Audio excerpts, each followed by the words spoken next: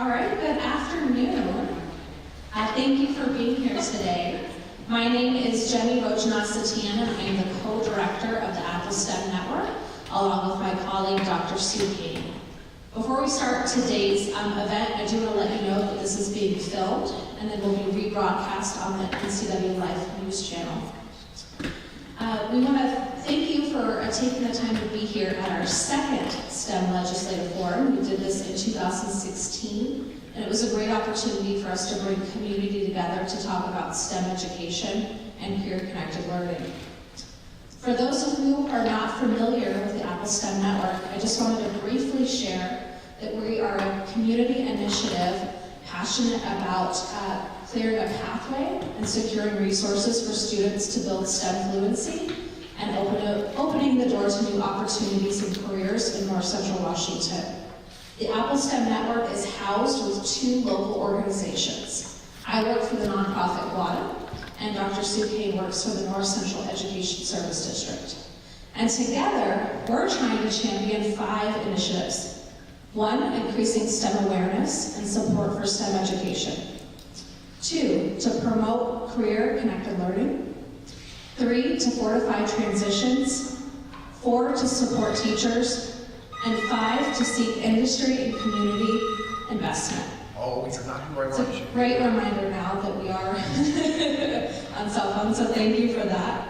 I want to encourage all of you to connect with myself and Dr. Sue Kane after this event, whether it's at a GWADA or North Central ESD event or an Apple STEM Network event, to learn more. And now I'm going to pass off the mic to Dr. Sue Kane. Well, I have the pleasure of introducing our moderator for this evening. Dr. Andy Schaus serves as Washington STEM's Chief Program Officer, and he'll tell you a little bit more about Washington STEM in just a moment, but they're one of the organizations that helped to found the Apple STEM Network here in North Central Washington. He, as the Chief Program Officer, is leading in that organization's development and support for STEM initiative, STEM innovative learning experiences for all Washington students through close partnership and in partnership with educators and industry and community partners. He's a former elementary and middle grades teacher and also a science center administrator. He's done STEM education resource and brings a wealth of that education experience and expertise into the landscape here in Washington. Andy actually holds a PhD from Michigan State University in a program that was around curriculum teaching and educational policy. He lives in Seattle with his wife and 2 children. They are outdoor enthusiasts, love to camp, make messes in their workshops, swim, and he's also an avid motorcycle rider. So lots of exciting things. I will introduce Dr. Schaus.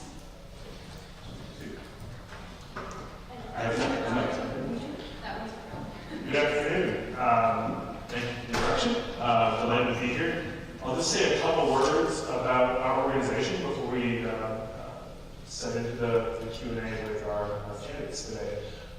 So Washington STEM is a nonprofit organization, and we work at a statewide level, truly statewide. We have a regional presence in 10 different communities in the state, and of course here we are with the Apple STEM Network in the Wenatchee region as one of our critical partners. The reason we exist is because 2 factors. One, we have a wonderful, burgeoning, quickly advancing economy with tons of opportunity.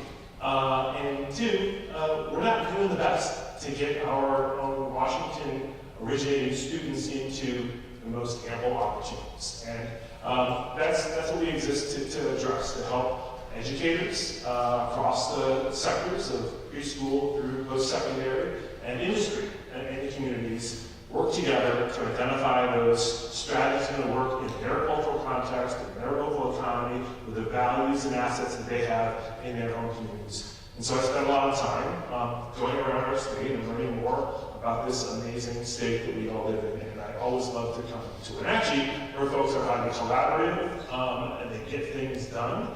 And I couldn't say more about what I've learned about this community from Sue Kane and Jenny Rajanasati.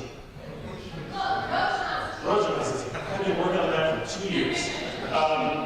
That's enough about us. And needless to say, I'm delighted to hear what leaders from this region have to say about this important work, and I'm delighted to see folks interested in participating in this important dialogue.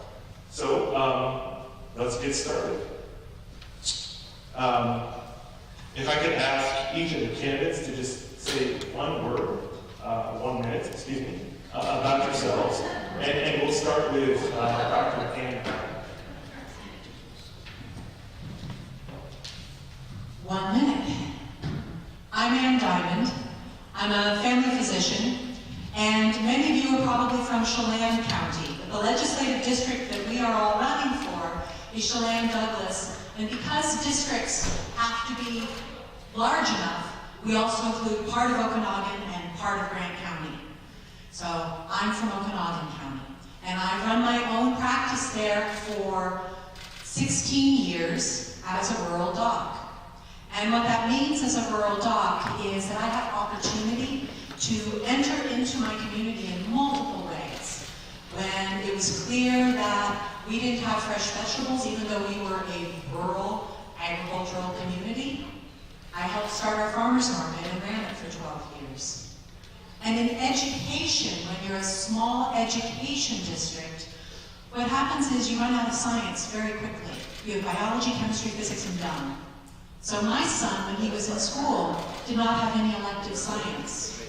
So what we did, myself and another physician, is we taught anatomy and physiology. And with that anatomy and physiology, we had multi-generational education in science in a small community in rural Washington. Thank you. Thank you. I should mention Dr. Diamond is competing for House Seat 1, and she faces Commissioner Keith Gaynor, and we'll hear from him next. Good afternoon, I'm Keith Gaynor, and currently I am Chelan County Commissioner, but in my former life, I was an educator. As I came out of college, I taught 6th grade and really enjoyed working with kids, and that was really where I had intended to make my career was in education. But I've transitioned back to the family farm. We live in Dryden, my wife, and we raise our 3 kids there, and we have 6 grandchildren, and we still live on the farm, still farming. But my last 16 years have really been involved in public service. And that's really where I find, my heart is in serving the public. Now, when I think about education, I realize in looking through the STEM programs and becoming more acquainted with it, that things really have cycled through from the time I was a teacher. And it's really important for us to focus on educating our youth because they are our future. And we want them to have as many opportunities as possible. And so that's what I'm about. Thank you. Thank you, Mr. Gaynor. Now we'll hear from the candidates for House Seat 2, being with Representative Mike Steele. Well, good afternoon. Thank you so much for being here. It's been an honor to serve as your state representative over the last 2 years. I was born and raised just down the street in Manson. My family's been there 115 years, and I was able to graduate from Manson and get degrees from Pacific Lutheran University in biology and chemistry with majors in business administration and political science.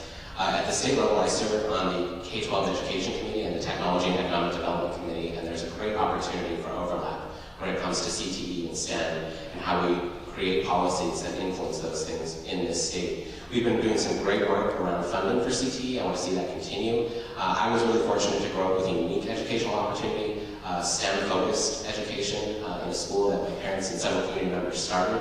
And that has really influenced how I look at policy at the state level. I'm really excited to have a more in-depth conversation around CTE and STEM and what I think it can do for competency-based learning and career-connected learning here in Washington State. Thank you. Thank you. And last but not least, Ms. Valerie Surratt. Hi, my name is Valerie Surratt, and I am a middle school and high school teacher in Brewster School District currently. I've also taught throughout Washington State in the Seattle School District, as well as in Alaska and in California. I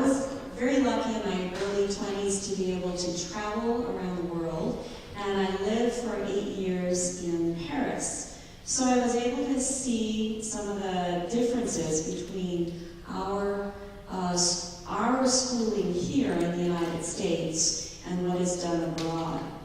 So that gives me some perspective on that. Although I'm a language arts person, and I have not necessarily been spending a lot of time in the math and sciences, but I believe they're incredibly important, and we need to do everything we can to develop science literacy as well as English language literacy. Thank you. Merci beaucoup. Now let's go over some quick rules, which I don't anticipate having any issues with. It's always a friendly and constructive dialogue that I have with this community. There are questions focusing on pre-K-12, STEM education, and higher education and career pathways, career and workforce STEM. So a whole lot of STEM across the whole age range. Each pair of candidates will be asked specifically to respond to only selected questions. So you won't all respond in turn to each of the questions. The pair of candidates will each have 2 minutes to deliver his or her response to the question. This means that you'll sit a couple out, and then when you come back around at the end, you have an opportunity to closing the remark. Please feel free to pick up anything that didn't come your way in the form of a question. And we have our lovely timekeepers up front who will keep us all fair and square in terms of time, and I hope that we can stick to that. 2 bits of housekeeping. First, there will be an opportunity for some meet and greet conversation. We've arranged the time to allow for about 15 minutes at the end of the formal session. So for those of you who have a burning question that doesn't get addressed in this forum, there'll be an opportunity. And the other bit of housekeeping is Jenny Rosanasatinen will be circulating some cards to generate a few questions to add in at the end, assuming we have time. So with that, let's get this ball game started. Question 1, and this is for Representative Steele and Ms. Surratt. A great math education is key. It's foundational to any life course, to being a literate, informed participant in our society and our democracy, to any post-secondary certificate, associate's degree, 4-year degree. You name it. Early on, you've got to get people started. Yet lots of kids, young people in this community and communities throughout the state, are coming to the school with a disadvantage and not making the progress. So it's a critical issue. And it's often looks much worse for communities that are underserved, for groups that have historically been marginalized, children of color, children living in rural areas, girls, critical issue. With all of that said, can you please address the following question? Let's say it clearly. What needs to be done to ensure that high-quality early math education is provided for all students, especially those most underserved? And I'd like to ask Ms. Surratt to address that question first. All right, actually I'll just stay seated here. There are so many aspects to the answer to this question, obviously, and anything we deal with in education. I think one of the things I've been focused on is preschool teachers and the gap that they have in their pay compared to their cohorts in regular elementary school. I think preschool is when we have to get the students to start thinking in mathematical terms, and not just in terms of, say, helping them to count and do the very basic mathematical ideas, but actually introducing ideas like decimal numbers, like fractions, in ways that are very meaningful to the kids in a very practical manner. So this is going to take funding, obviously. It's going to take, I believe, better teacher training and really a deliberate look at how the young brain works and making those connections for teachers and how to teach early learning with math. So. Thank you. And Mr. Stewart? Yes, this is an interesting issue. I think one of the things that the state does poorly, in my opinion, is we tend to silo education. We say we're going to focus on pre-K education policy, and we're going to focus on K through 12 education policy, and then lastly, higher education. As I tour facilities in our district, all over our district, which include 29 different school districts, you see a disparity of access to education opportunities, specifically around early learning. And we've seen time and time again on the education committee that if we don't catch these kids early and don't give them an opportunity to succeed early, then we are trying to help them catch up through the entirety of their K through 12 education. So one of the things that I've been focused on is looking at how we're funding ECAP and early childhood development and what that looks like for our VSDs and how are they transferring that money down into those services, especially in rural communities like ours. How do we get those community services out to those kids? How do we reach those kids and those families? And how do we engage them in a meaningful way that says, this is a really important element of your child's education and it can't be left off the table. You can't start thinking about their education only after they enter kindergarten. You really have to be focused on engagement early, and that engagement has to look more like a STEM model, in my personal opinion. Those kids are going to be gravitating toward the interaction with toys and informational tools that are much more hands-on, much more geared toward that early cognitive learning that they haven't yet developed, and you're trying to help them decide how to best pursue the understanding of math. And fundamentally, that can't stop at kindergarten. In fact, there has to be a balance between how ready these kids are in kindergarten and how much we push them in that pre-K area. We want them to be prepared. We don't want them to be overwhelmed. And that's the policy kind of struggle that we're working on at the state level. There has to be a lot of education around that and a lot of time spent because we want to get it right. We're also working in the K-12 system around credits and what math looks like for credits. And are we able to substitute some things like computer science that may help those kids who can achieve. We did some work around that actually last year, who didn't achieve their math certificate, or their math credit rather, and maybe pursue it through a computer science credit that might replace that. So we can get creative, and I think we have to be innovative in our approach, and I'm really excited to continue working on that. Thank you. Thank you.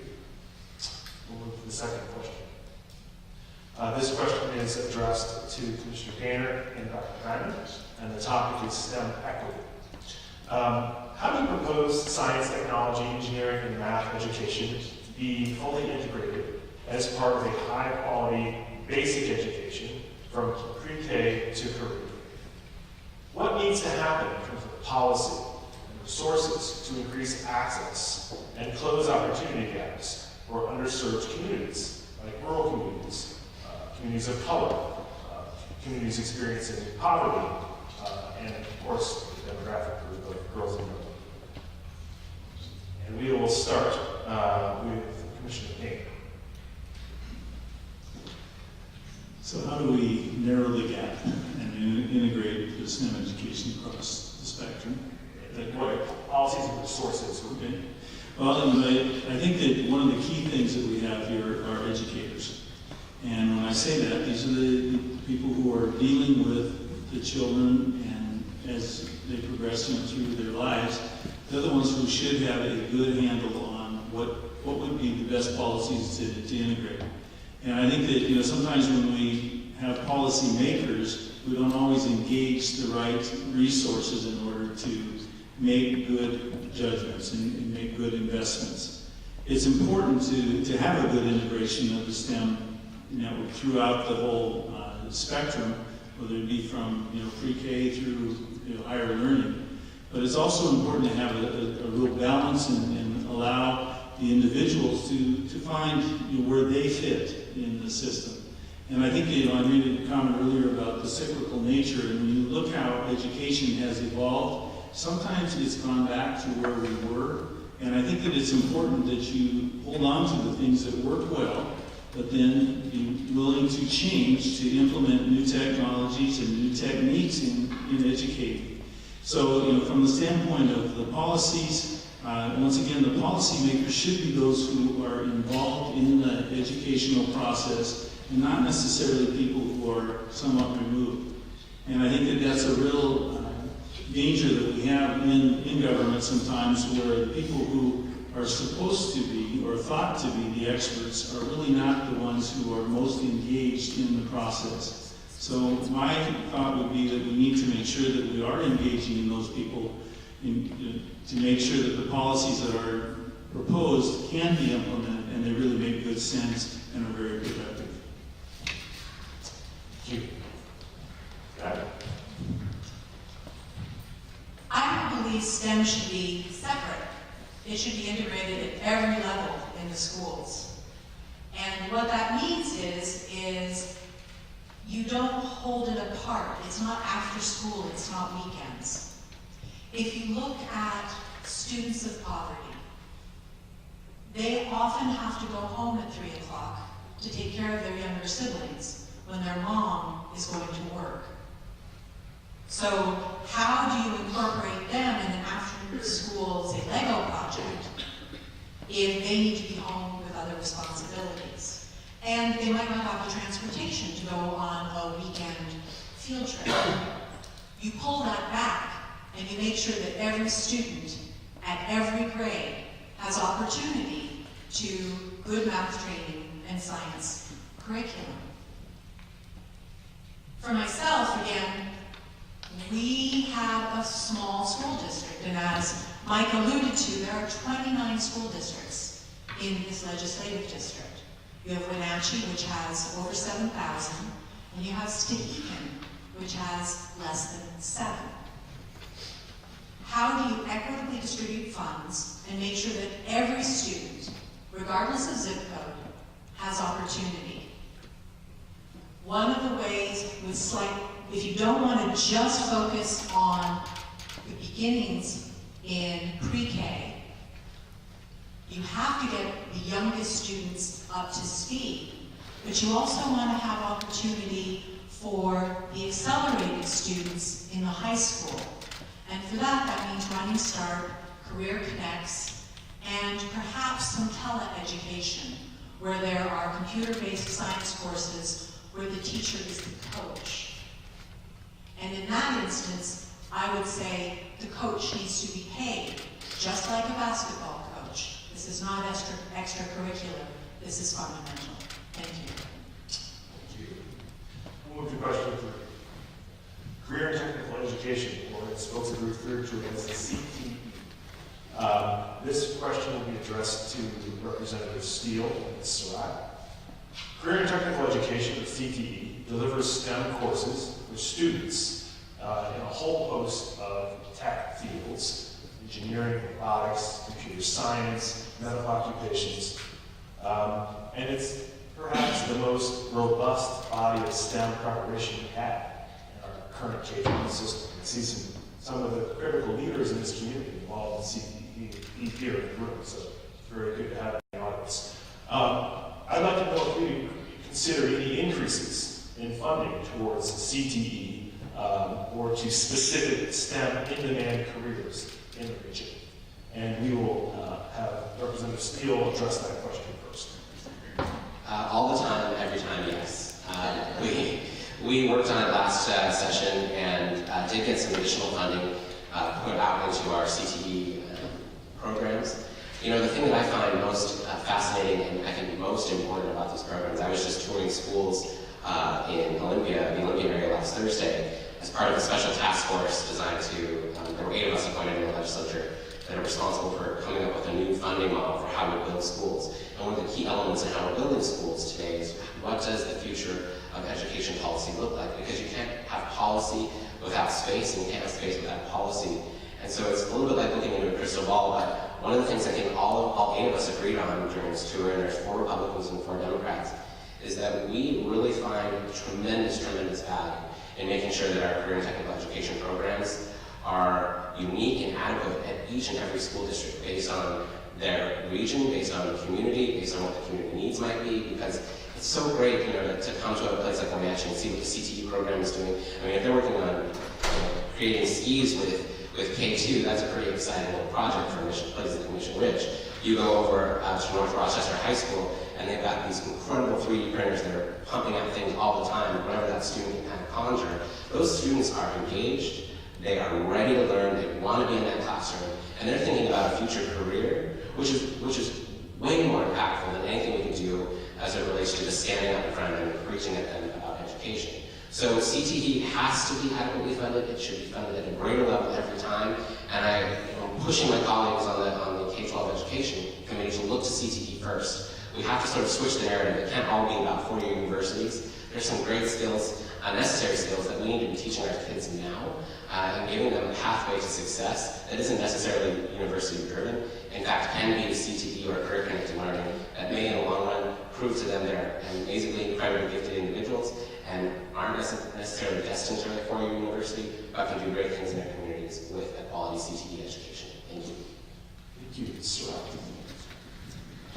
Yeah, in thinking about this question, the answer to this, I was thinking about my own school where I teach right now, and number of the courses that are offered as CTE courses are things like floral design and kind of an easier way for a student to pick up some credits in this area.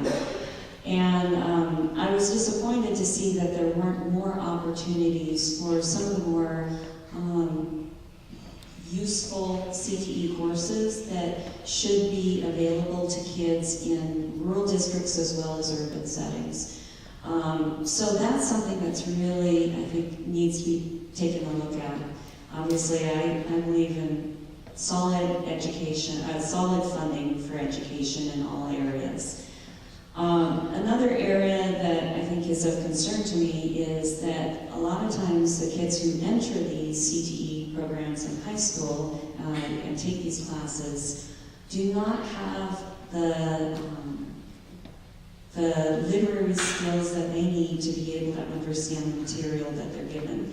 So I think that we need to work better as teachers and as a district, as each district, to start doing some alignment with the vocabulary that kids are going to need in those classes, in those fields, and start introducing those earlier in both elementary and middle school.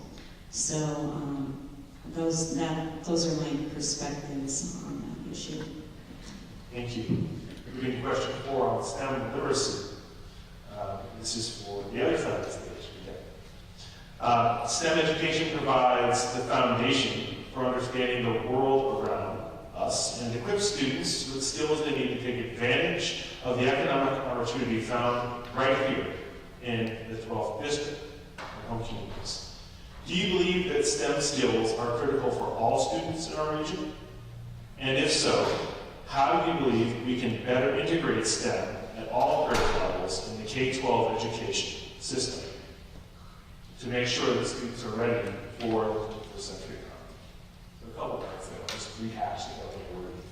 Do you believe STEM skills are critical for all students? And how do we integrate support for students to develop those skills, and for all students to develop those skills? And we will take Diamond first, please. Yes. Do you remember which part of the question? Science education, or the scientific method, is a way of looking at the world. What you're doing is you're looking around and saying, like today, it's gray outside. The barometer's dropping. I'm going to make an assessment and say, maybe it's going to rain, and grab an umbrella. We do it every day. We do it every hour. We make an assessment and try to collect data and decide, do we move forward? When it comes to STEM literacy, I would suggest that part of an education is putting everything before the student and letting the students decide where they want to move forward. To me, math is a life skill.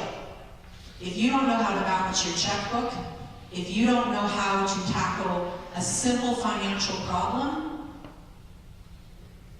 I will point out that there are 44 million students in debt right now. That's more than 1/10 of this country. And we are doing a disservice if we are not educating our students how to handle their finances so that they can move forward with their careers and their families. I'm going to put just one other plug in for STEM literacy, because I don't know if I'll have another opportunity. And that's full steam ahead. The A is for arts. And when it comes to, and I saw somebody smile back there as soon as I said arts, but if you look at music, if you look at engineering, if you look at design, art plays a role in how we address math and science. And I would say we need all full steam ahead in our literacy program. Thank you. Well, I too believe that it's important to have everyone to be STEM literate, I guess, and be taught in that manner. However, it's still critical that we, and as Dr. Diamond mentioned, have the STEAM element to it. And, I think that people having a good basic learning is critical. But at some point, people will take a different track. And even if you are more in the arts, you gravitate more toward the arts rather than to the more technical or the more manual labor type career. There are people that find great fulfillment in many different areas in life, but it's important to have good training, because the training that you have that may not be directly related to what you most enjoy can still be of great benefit. So the STEM process is a good process. I think it's very critical. It helps with some real basic thought processing and learning skills that can be beneficial in other areas. So I would be very supportive of that, and I think that it's critical for us to have that in our society. I do think that we think about, when we talk about the 21st century, there's some really neat opportunities for employment in the 21st century, but there's still some opportunities for employment that date back many, many centuries that people, as I mentioned, find great fulfillment in. And I think we need to value, everyone's desires and give them the skills to make good choices and to find great fulfillment in their life's work. Thank you. Thank you. Moving right along, back to this side of the stage again. Question 5, in computer science. This is for Representative Steele and Ms. Serrata. Computer science, the ability to code, to create algorithms, to analyze big data, is a core component of our STEM economy and a whole host of sectors, from agriculture to hospitality to healthcare. And a whopping 91% of Washington voters want to expand computer science education for Washington students. How would you go about ensuring students have access to computer science education? First question, how would you go about ensuring that students have access to computer science education? Second part, would you support the development of a regional education pathway dedicated to computer science? And we will start with Ms. Serrata. So I think most things in education will take funding, and I definitely think that this is an area that does need to be funded. Again, it does need to come at an earlier age, so kids are starting to think in terms of modules and computer language. It's just like any other language you learn. The earlier you learn it, the better you're able to incorporate it into your thinking. So another thing, the second part of that question, do I think that there should be a track necessarily? I think so, but I think that we want to be careful of doing that, because I think students need to have the time to be able to investigate many, many different areas. And so if they find that they're really good at computer science, it's important that they have some opportunity there, but I think it's also important to give them some time to develop an even wider liberal arts education. One thing that concerns me, and I'm really worried about, is when IT and computer science students get out of their schooling and go try to find a job, and there are jobs, but the wages have been flatlined for decades now. It's true that they will get about twice, a little bit over twice, the average salary as someone who has just the basic average salary, but it's concerning to me that in these tech corporations where CEOs are getting 17% and earning millions of dollars, that wages for the average IT worker have not really gained much. I think it was like 2.1%, and then when you talk in terms of inflation, that's almost nothing. So I really believe strongly that we need to look at the system. So this is a great point of conversation where I personally believe the state's K-12 education is lagging behind. You know, we've been teaching to this old factory-style model of education for the last 50 years, and we're naive to the fact that our kids are learning a much different way, a vastly different way. I mean, how many of your 3-year-olds or 4-year-olds can navigate their iPhone better than you can? They are engaged in a digital world like never before. And so there's a burden of responsibility on the state to make sure that those kids have a pathway to success in the digital age, and that includes this computer science element. Now, it's a broad spectrum. When you say computer science, it's a very broad thing, and there are many elements and nuances to computer science. But what we did at the state level, even in this last year, is said, look, if a child is struggling, if a student is struggling, rather, in Algebra 2, let's give them an opportunity to substitute that credit for a computer science course, where maybe they're more adept at understanding that piece and substitute for that math credit. We struggled with that, and I think we ultimately got it through the committee. It didn't make much traction after that, but we're going to go back and continue to focus on that policy and see how we might be a little more innovative as it relates to our digital connection with our students.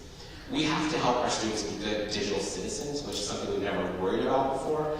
And if you don't have a good computer science background, or at least a fundamental understanding of how to engage in a computer or digital world, you're going to be behind in any career, frankly, because so much of what we're doing in even the skilled labor, is requiring to have a basic understanding of computer and computer science. So we have a major responsibility to push resources that direction. And yes, I would be in absolute support of creating a regional network that helps facilitate that success, because we have an obligation, as I've said, to our students. And I think we have an opportunity to be extremely innovative, which is really exciting, because as technology is changing, we also have to look at the ways it's influencing our economies. And I think that's one of the cool ways that the technology and economic development can overlap with K-12, and we're trying to make sure those gaps are being filled through good education policy that meet the demands of a digital economy. So I'm excited to continue working on that. Thank you. Thank you. And I'll take this moment for a brief advertisement. We will be hearing later from some young ladies from the Future Technology Leaders Club at Foothills Middle School. So brace yourselves for a little more computer science talk from the future. So we're moving on to question 6. Making good progress here, folks. Thank you so much. This is on STEM capital. Here's some more. This will go to Dr. Diamond and Commissioner Gaynor. The STEM Capital Grants Program has been funded for at $10 to $12 million over the past 2 biennia. It has allowed school districts to improve STEM education classroom spaces to enhance teaching and learning, with a priority on schools serving low-income students, a high proportion of low-income students. Do you support the program? So that's an easy one, yes or no. And do you have other thoughts on how to increase STEM teaching and learning resources at the school level? And we will start with Dr. So again, yes. And bringing the resources into the classroom is clearly what would best benefit all of the students at every grade. And the secondary part would be what are the ideas you have about bringing resources into schools to support STEM? Okay. Well, I think part of it is apprenticeship programs. So allowing for folks like myself, if you touch on the scientists in your community, then you're engaging the students with real life people who are using that education and showing how it benefits the community. So for me, we'll give it a try. Go ahead and do this, all of you. Just move your hand. And what we're doing is if you're beating it at one time every second, fairly quickly, your hand's going to tire. twice, and I think many of you recognize that this is your heart as a muscle.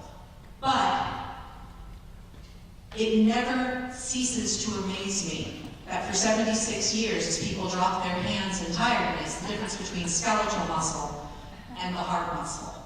So bringing in someone like me, who can talk to students with a very simple example and show them how their bodies are amazing, and from a public health perspective, how to take care of their bodies. Or, I was knocking on doors earlier today, and there's a man who is pouring his sidewalk. And I asked him, why are you pouring your sidewalk? There's sidewalk everywhere else. And he said, well, the city was doing it, they were doing a lousy job, so I'm going to do it myself. And he went on to talk about that there are two types of education right now. This is from the gentleman pouring his sidewalk. He told me, you can learn if you're good at math, because then you can figure it out, or you can apprentice and learn from somebody vertically who has the experience. And we need to use that vertical integration in our schools. Thank you. Mayor, please. Would you mind repeating the question? I certainly will. There were two parts to it. So the STEM Capital Grants Program has funded I do support the program. That's the answer. The other one, that's the answer. Okay, that's easy. The other part is how the suggestion. Do you have other thoughts about how to increase STEM teaching learning resources within schools? Well, as I mentioned before, I think it's critical to have the educators who are engaged with the children and at every level, whether it be college or whatever, to have an opportunity to give input as to what kinds of programs and what additional learning resources should be available. But I do think that it is important that in our communities, particularly where you do have people who are highly skilled, this district has had some tremendous innovators in our communities, and they've been very successful. They've been world leaders. So we have some real untapped resources right here in our community. And if there was an opportunity for the visiting, I know that in Rotary we have what we call vocational opportunities where you come in and you interact with the schools and the kids. And there's so many opportunities throughout our communities to engage in people who have been so creative. And as I said, we have world leaders in our midst, and I believe that it really would be important for us to tap into those individuals' skills and abilities and integrate it into a real life experience in the school. So that would be what I would suggest too. Thank you very much. Moving right along, question 7, STEM economy. Back to Representative Steele and Ms. Surratt. District 12, this region has seen a transition over the last couple decades. Not long ago, the whole base of the economy, livelihood, the local culture was around agricultural work and the production of tree fruit. And that's changed. It's still there. It's still a vibrant part of what's happening in this region, other parts of the state. But there's more now taking root in the fields of technology, in energy, natural resources. How do you plan to support the ongoing development of the agricultural industry and these emerging fields in your effort as a district representative? And we will go to Representative Steele first, please. Well, I think what we're seeing here in this district is the opportunity to be integrating these two economies really significantly. As I look at how the agricultural industry is changing, even my own family operation, the way you need to be more efficient and effective is by bringing in technology to help you do that. You have to create bigger yields, you have to create better, closer plantings, and how do you harvest in those closer plantings? You rely on robotics, you rely on some of the new things that are being developed right here in our own communities. And I think we have to nurture those things and push those things, and we have to recognize that there's space now in these communities for both economies to live side by side and to enhance the experience of each economy. One of the pieces of work that I'm doing on the Technology and Economic Development Committee is really looking at how broadband and broadband access influences the successes of our communities and our economies. I really believe that broadband now is more of a utility than it ever was before, and you can't have an effective technology for a technology economy without adequate access to broadband. And right here in Chelan County, we have great access to fiber. That's not true in the entirety of the district. So the governor was over several weeks ago and really pushed him hard on what I think we need to see in these rural communities as it relates to not just connection, but speed in broadband. And so I think that will help us bridge these gaps as we try to grow the economic technology economy here in North Central Washington. Again, back to the relationship between agriculture and technology, they're very, very commingled, and I think we have some incredible companies right here that are trying to nurture the future leaders in technology, because places like Stamilt and Chelan Fresh and Chelan Fruit are looking for those leaders that are ultimately going to innovate and create efficiencies in their packing lines, efficiencies in their logistics and how they're transporting things to and from market. So all of these things provide new opportunities that didn't exist in the agrarian economy before, but now because of technology and STEM work that's being done, we have a whole new set of horizons for students, and that's really exciting. Yeah, I completely agree with Mike about broadband. I think that is going to be the key to getting faster speeds in this area for people who are in business, agriculture, any of the sciences. We need to have that available, both in the urban and the rural settings. I also think with things not just agriculture, but wildfire prevention, wildfire fighting, I think that's incredibly important to look at science-based solutions for these areas. I know Hillary France has done amazing things to really take a look at that and see what is needed to address one of the major issues, our environmental issue here in this area. So I think that's about all we have on that. Thank you. Moving right along, question 8 from the back of the side for Dr. Diamond and Commissioner Gaynor. We have tons of opportunity in this region through a range of STEM fields: healthcare, agricultural technology, advanced manufacturing, other STEM businesses. And regional employers are facing a challenge. They have a hard time attracting qualified STEM professionals and retaining their talent. How can we support businesses in finding employees with the STEM training they need to perform on the job and stay competitive? And we'll begin with Dr. Diamond.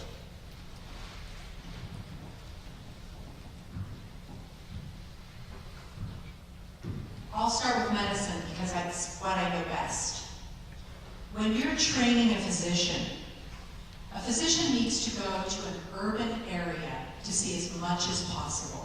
That's where the volume is. And so you want to be at a major medical center so you can see a little bit of everything. The problem is that if you're trained there, you have golden handcuffs.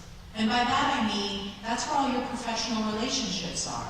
That's where you've networked. That's where you know who to call in an emergency. And that's where you have a relationship with your patients. That's true in all graduate education. Where you train matters. So if we want to have individuals who will help in the nursing profession or for the PhD in engineering, we need to train them here. And that's, we're at Wenatchee Valley College. That is what Wenatchee Valley College heard when they talked to Confluence Health and when they talked to the PUD. And that's why they now have a 4-year program specifically targeting bringing nurses and engineers to those two businesses. But we have far more research centers going on here. You might not realize that the PUD right now is trying to set up a world-class data center looking at water and how to be more efficient with hydroelectric power. You've got the Tree Research Center, which the two orchardists can certainly comment on, where the new Cosmic Crisp is coming out. Or you have a college like Wenatchee Valley College, where I'm running out of time. All of these organizations can network. And by having a networking community, you will hold the scientists here instead of losing them when they go to train in an urban area and then stay in an urban area. Thank you. Commissioner I think one of the things that we can do to encourage businesses to be able to attract and keep people is to make sure that the infrastructure that we have here and the opportunities that are in this community are attractive to a multitude of individuals. I know at Confluence, when they do try and recruit for doctors, I mean, they do sell the great opportunities you have for outdoor recreation. So if you find a physician that really enjoys that, well, Nancy's a great place to come.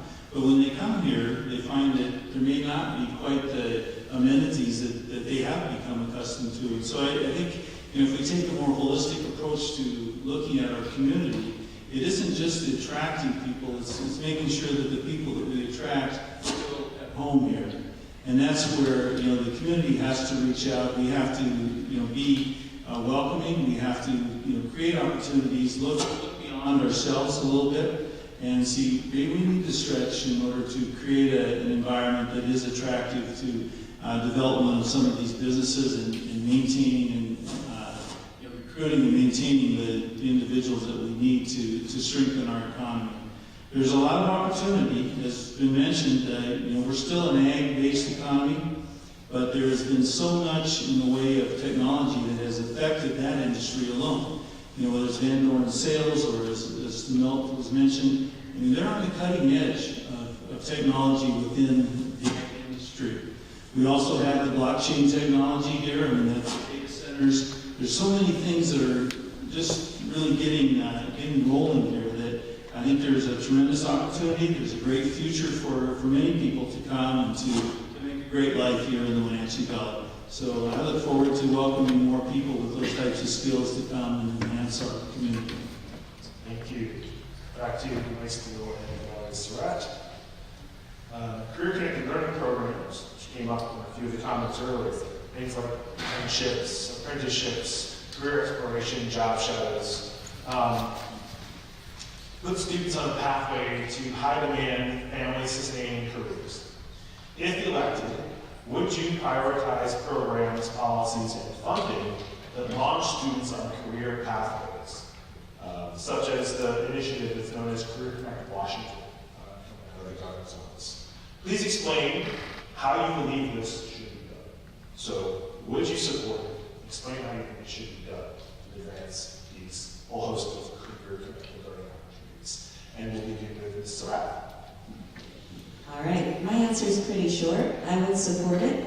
And I think what I do is I would talk with those people who really know how to implement something like this. And I would listen to them. So I don't really have any ideas per se on that at this point, but I would listen to everyone who knows about that.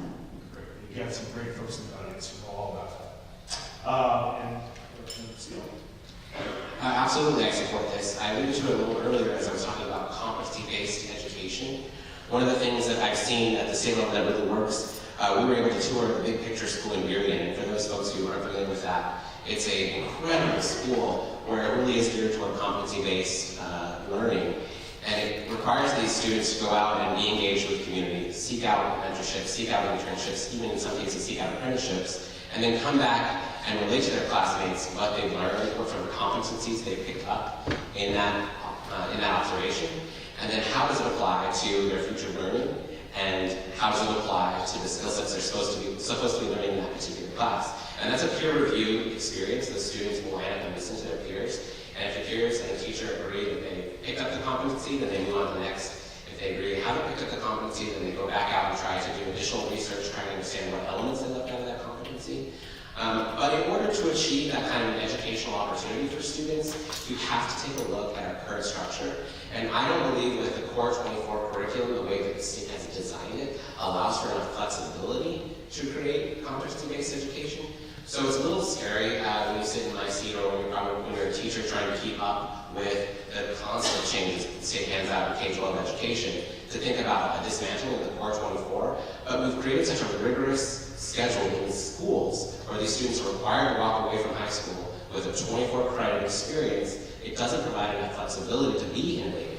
So that's really where I would start. I would say, is this serving our students, this Core 24 model? And if it isn't, what can we do to influence it and make it better?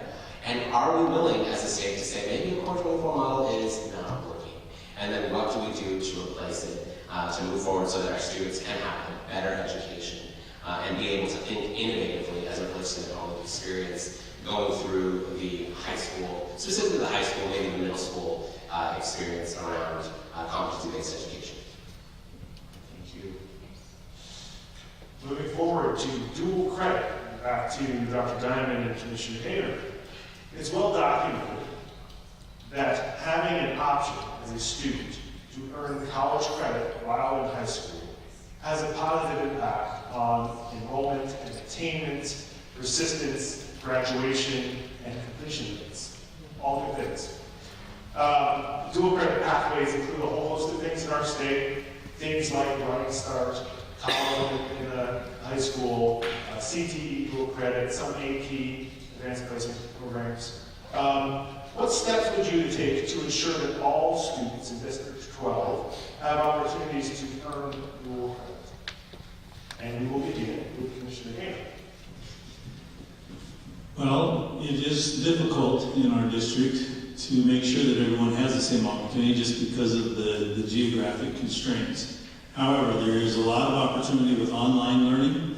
If there's an opportunity where they can tie in with, whether it's like say a webinar or whatever, they can still access a lot of higher learning and STEM focused programs. But to actually do the Running Start, which has been a great benefit for those who are in closer proximity here to Wenatchee Valley, and that is a great opportunity for kids to come be on campus. But in order to level the playing field with some of those outlying areas, I think we definitely would need to have a good that connection, broadband connection, so that they can take their classes online. But it will be a challenge, but I think that would be probably the primary way that you could give that experience to kids no matter where they live within the district. Thank you. I agree with Keith in that it's very difficult throughout this large district with a diverse geography to give every student equal access. If you're close to Wenatchee Valley College, then sure, you can come in and take Running Start classes. For my community, you have to go over a mountain pass to go to OMAC to take a class. And in the winter, people are killed on that pass. When my son wanted to take a class and traverse it twice a week at age 16, I said no. Instead, he was able to take courses online. And that means having a coach or someone at the school who can assist with online classes.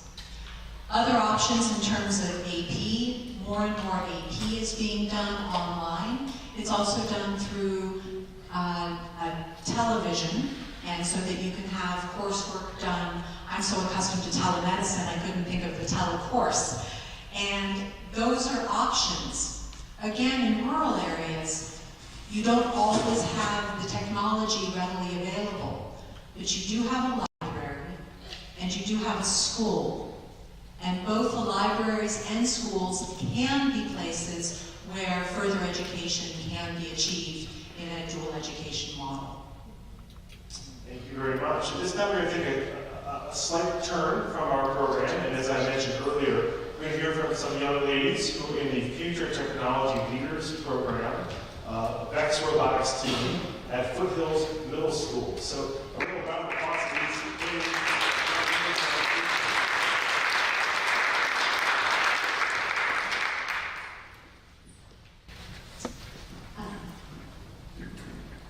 So we're going to do something a little different, as we mentioned.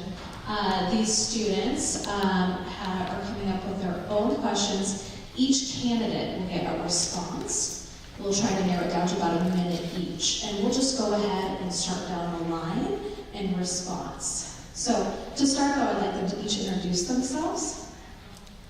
My name is Lucian Lazaki. My name is Annalise Foden.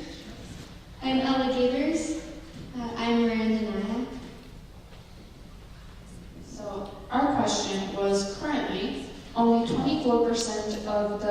STEM workforce is made up of women. How do you plan on not just funding STEM education, but also supporting and encouraging girls to pursue these fields and help bridge the gender gap?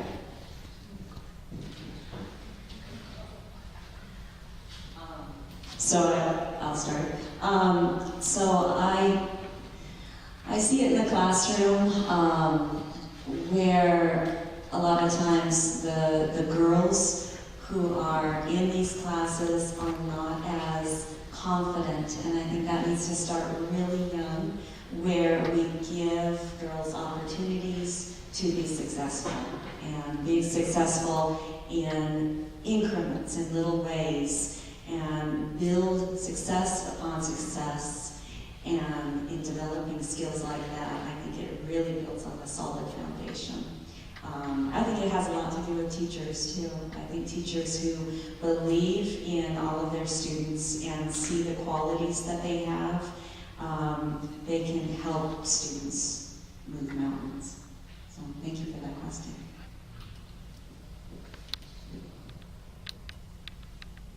Do you want to Jenny, are we all answering the same question? Okay, great, thank you. So I think this really is an opportunity to take a look at what we're doing in the K-12 education system to encourage our young girls and how we explain to them the opportunities that exist after high school. I also really, as someone who wants to develop the relationships with our tech companies, we're very fortunate here, as you know, to have an incredible amount of technology companies. I want to get those technology companies into the classrooms to explain why it's exciting to be in technology today and what opportunities there are for females and frankly males in these technology companies. But get these kids excited, because once you know what there is out there, I don't think that it becomes very gender specific. We want these kids to achieve equally. We want all of you to achieve equally, and we want you to be able to have access to the same sorts of opportunities, and that comes by working with these companies to say, hey, there is no gender boundary. We want these kids to succeed. And they're going to do this by working with these companies and getting excited and getting engaged as early as possible, so that you know before you graduated what kind of experience and opportunities exist for you and what you need to be successful if you want to pursue a technology career. So I think that's how we start to connect the gap, or connect the partnerships rather. And I think that's the primary reason why something like Apple STEM exists, is we're trying to create the opportunities earlier for these kids, for all of you, to know what's out there. Because when I was in high school, STEM was just sort of getting started, and we didn't have the same access to technology, and technology wasn't changing as quickly as it is today. And if it weren't for organizations like Apple STEM, I don't know how teachers would be responsible for keeping up with that continual evolution. So again, we're very fortunate in the 12th legislative district to have organizations that are helping all of us be successful in technology.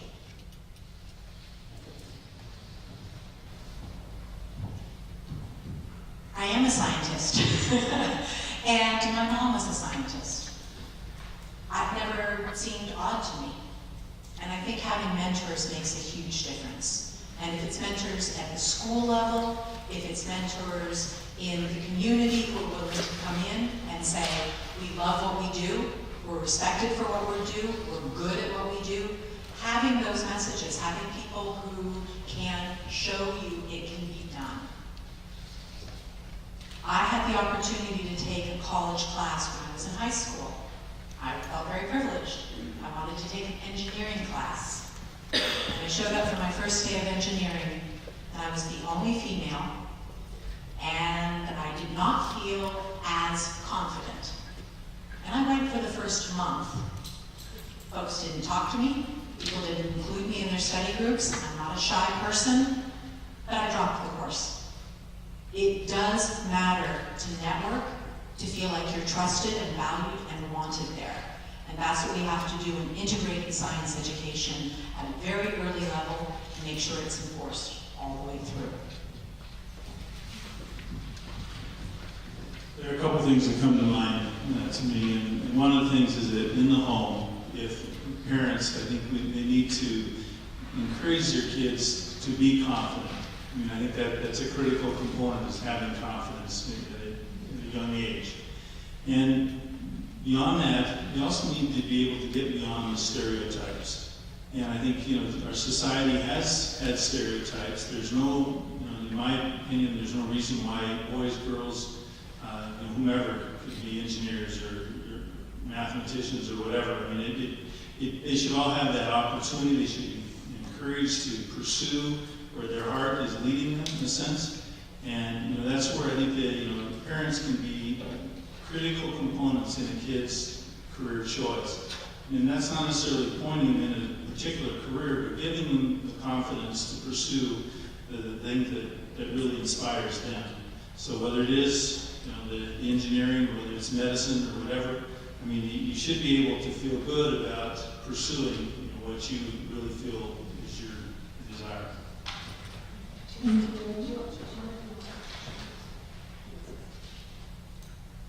We're early on time, so I'm saying last minute they can throw one more at them if they want to. They did a really, can we give a round of applause for coming up?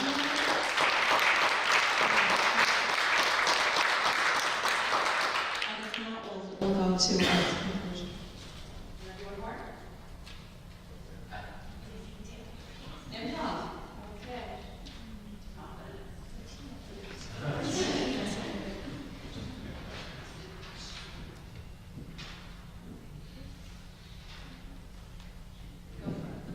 Okay.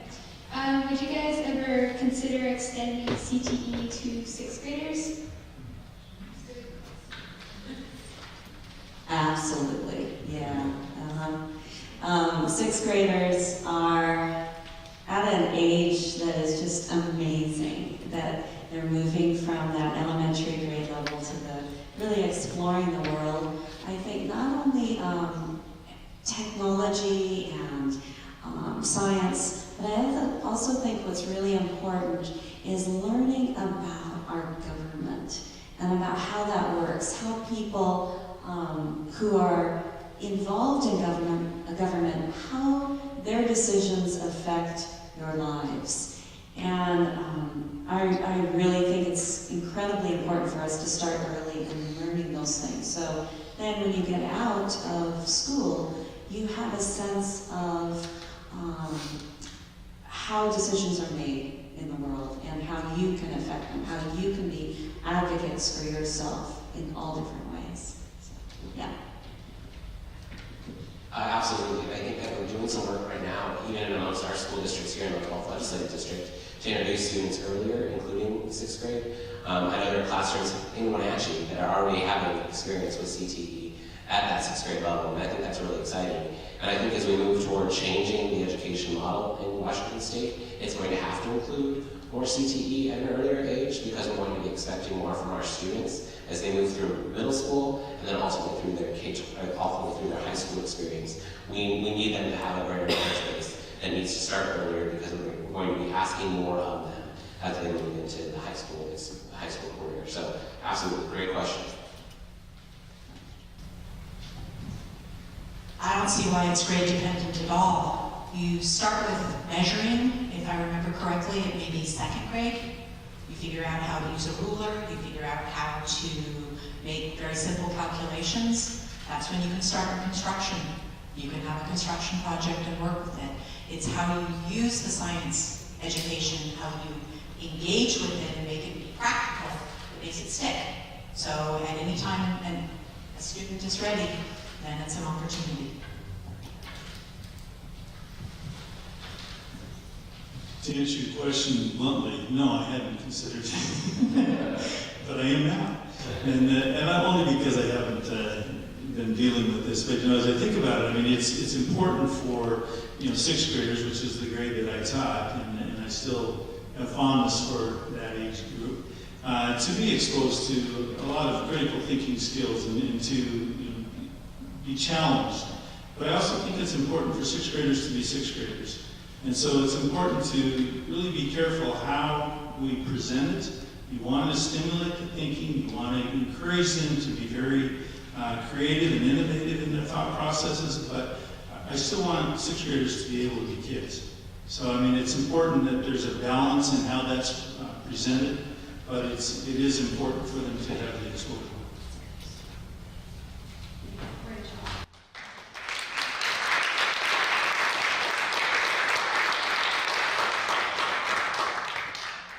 We're ready for courageous and ambitious young women changing the world. And thank you all. So we're moving to a close, and we huddled in the corner here to take a look at some of the questions that came in from the audience. And there were several, and I want to note that we won't get to them all, but I want to just put a pin in two things that came up as themes, and remind folks that after folks have made their closing remarks, there will be a few minutes to chat afterwards. So find the candidates and explore the questions that you're most interested in. So two of the themes that we saw in these questions were climate change. We're also interested in hearing how you think about that. And I'll note there is a pretty substantial enterprise right now in the education service districts to address climate change education in schools. So there's some activity there, and we all know the government is very out on this issue nationally.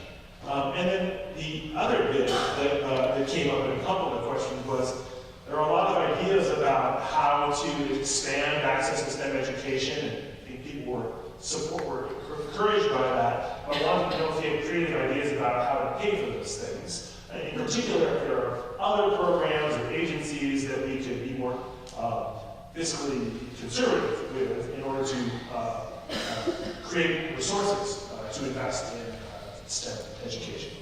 So those are the themes. You can touch on those if you like. We know there are at least a few audience members who'd like to hear what we think about those. And with that, I'll invite you to make your closing statement. And we do have a prescribed order here to keep things fair and square. We'll start with you, Commissioner Mayor. 2 minutes. Well, I'm sorry, did you want us to touch on those concerns at all, or just our closing statement? You are welcome to. It's an invitation to consider that. So please feel free to make your prepared statement if that's what you prefer. So it's a great opportunity here today to talk about something that I haven't had a lot of exposure to, and yet it's something that is critical for the education, the whole process of keep educating our youth and even the career paths that people will take.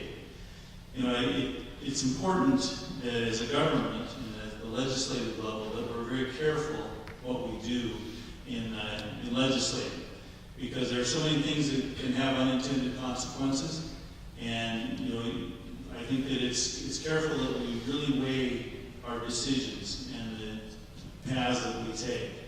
And when I'm referring to really some of the social issues that we are dealing with here in our state, we need to make sure that we are giving more opportunity for people. As we've talked here today, there's so many opportunities for people to be creative, to come up with new industries, to be entrepreneurial. And when they are entrepreneurial and they can hire others to help in their endeavors, it's a benefit for everyone can have a better lifestyle and enjoy things in life. So it's important for us to really think about our communities, to be pulling together, to encouraging each other, and to be very careful in how we move forward. When you talk about climate change, I think that this is really critical, the science part of it. And I think that when you think about the science that is evolving, that's the thing that's exciting to me, is that there are always new and different ideas that are coming up about how things should be dealt with. And I would, I encourage that in the school system, as we've talked today, that the science and technology, engineering, mathematics, they're key components of an educational foundation, and I think we really need to focus on bettering that opportunity for kids. Thank you. Thank you. And next we'll hear from, I'm sorry, turn the page. I want to make sure I don't mess up the order. Dr. Valerie. I'll try to address both of those concerns first. Number one is I do believe in climate change, along with NASA and the American Meteorological Society and just about every major scientific organization in the world. When it comes to being fiscally conservative, we have businesses in this community that cannot find nurses, cannot hire engineers, and cannot find the technical assistance that they need to move forward in their businesses to be part of the economic development of this region. What you believe in is what you invest in. And we need to invest in our students and their science and technical education, not to force them into it, but to give them the opportunity to explore it and decide if this is what they want to do. So yes, if those questions were asked, those would be my answers. I am running because I didn't feel represented when I went to the legislature to talk about healthcare issues. And as a physician, there are currently no doctors in our state legislature. So if healthcare is important to you, and you believe someone who has worked as a physician her entire career could help move the process forward at the legislative level, then I am asking for your vote. I am also running independent, and to me that dovetails nicely into much of the discussion today, because independent means that you look at the evidence. You look at what would work best for this region, not necessarily a platform or one party or another, but being a regional representative. And that is what I hope to do. Thank you. We're going to go to Ms. Surratt next. All right, it's been great to be here. I have some concerns about a statement that you made that climate change is really being addressed at the national level. I think that is not correct at all. Is that the statement you made? No. Okay. Our own government is out front on this issue nationally. Our own government? Our government. Oh, governor. I thought you said our government. Okay, all right. To the contrary. Okay, all right, good. I thought you said our government is out front on this issue. Okay, all right, that established. In talking about science education and technological education, I think it's really important that we have a basis of speaking about it that is factual based, that is real. I was surprised just recently in talking with my 8th graders that they have never heard about evolution in any of their classes. They have not been exposed to that fact, to that idea. And so I think it's going to take a lot for us to really get where we need to be with science. I also think in talking about science education, I think we need to look at the bigger picture in terms of funding and how we can fund it. I believe, and I've said this before, that I think we need to start looking at the corporations and the companies that are making billions in our state and start taxing them the way that we should in order to have a more equitable society. So, thank you. Well, before I close, I do want to touch on the themes very quickly. As it relates to climate change, the Technology and Economic Development Committee in the House is the committee responsible for understanding energy policy and what that energy policy does to influence climate change and emission. And one of the things that we find very heartening on that committee is that there are incredible technologies being created every day right here in Washington State that are going to address, are working to address those emissions and those emission levels. We live in the most hydro-dense district in the entire country, and working with those hydro facilities and trying to help the energy companies that we're working with at the state level comprehend our renewable portfolio standards that the state has put in place. And what those are is basically we have a set of requirements that you have to have a percentage of renewables within your portfolio. Now, obviously, Chelan County PD doesn't have to worry about that because they emit zero carbon in the process. But there are companies around our state that don't, so they have to adhere to that renewable portfolio standard. We're working to understand those policies and perfect those policies every day. Secondly, how do we fund opportunities for CTE and career-connected learning in our our schools? I think the answer is fairly simple, in that we live in one of the most technologically advanced states in the entire country. We are home to some of the greatest technology companies in the country. So how do we leverage those partnerships? Those folks are looking for qualified folks, immediately out of high school in some cases, to come to work for them, get an education through their companies, and go to work. So how do we leverage their dollars? How do we get their dollars, those private dollars, into our schools, top leverage opportunities for students? I think that's a real opportunity to cultivate, and we're working on that in the Technology and Economic Development Committee.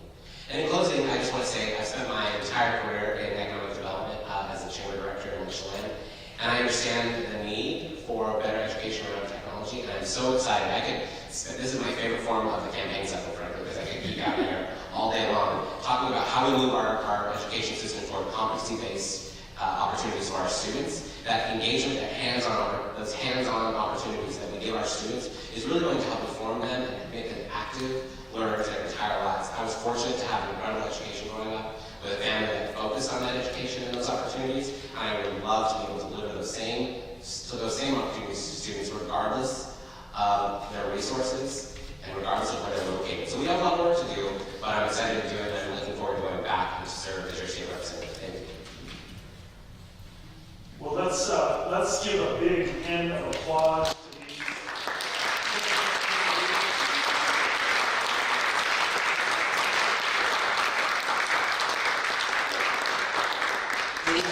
A few additional thank yous to give. I do want to say I am so heartened by your thoughtfulness, your willingness to serve, and I'm inspired, and I thank you.